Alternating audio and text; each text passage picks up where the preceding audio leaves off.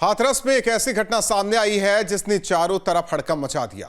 बंद कमरे में एक पुलिस कांस्टेबल की गोली लगी खून से लथपथ लाश मिली। उसी के पास एक लड़की घायल अवस्था में मिली है। अब पुलिस इस तफ्तीश में जुटी है, आखिर सिपाही की मौत लड़की के घायल होने के पीछे का सच क्या है।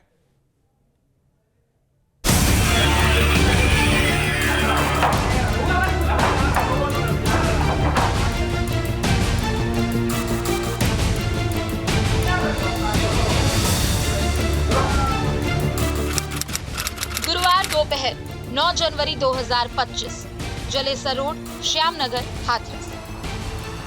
गुरुवार की दोपहर जलेसर रोड पर श्यामनगर का ये घर फायरिंग की आवाज से गूंज उठा। आसपास रहने वाले लोग गोली चलने की आवाज सुनकर दहशत में आ गए। ये मकान ब्रजमोहन नाम के शख्स का था और इसी मकान के एक कमरे में कुलदीप भाटी नाम का पुलिस कांस्टेबल किराए पर रहता था। उसी कमरे के अंदर से गोली चलने की आवाज सुनाई दी।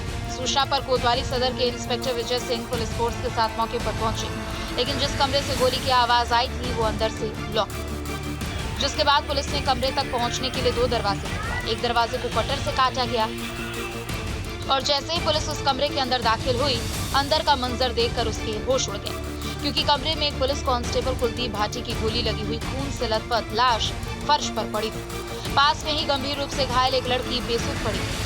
लड़की के जिस्म पर भी गोली के निशान थे। पुलिस ने सिपाही कुलदीप भाटी के शव को पोस्टमार्टम के लिए भिजवाया और घायल युवती को इलाज के लिए अस्पताल में भर्ती करवाया गया।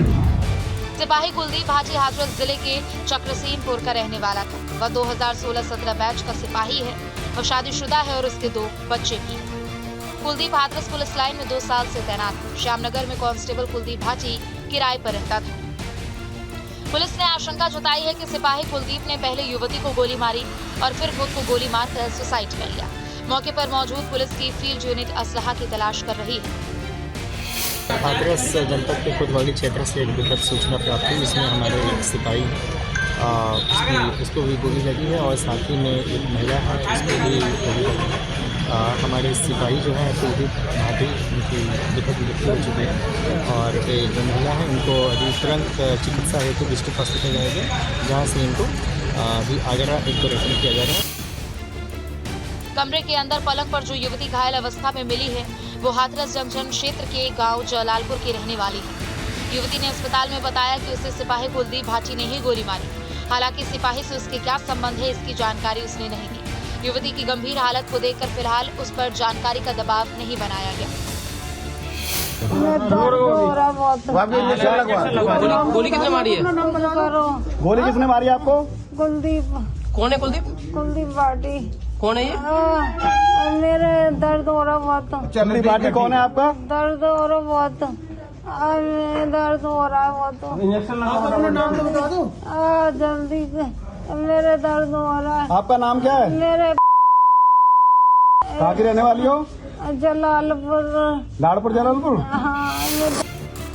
अब हर किसी के जहन में रह रहकर बस यही सवाल आ रहा है कि आखिर सिपाही कुलदीप के कमरे में क्या हुआ? क्या कुलदीप ने युवती को गोली मारकर सुसाइड कर लिया?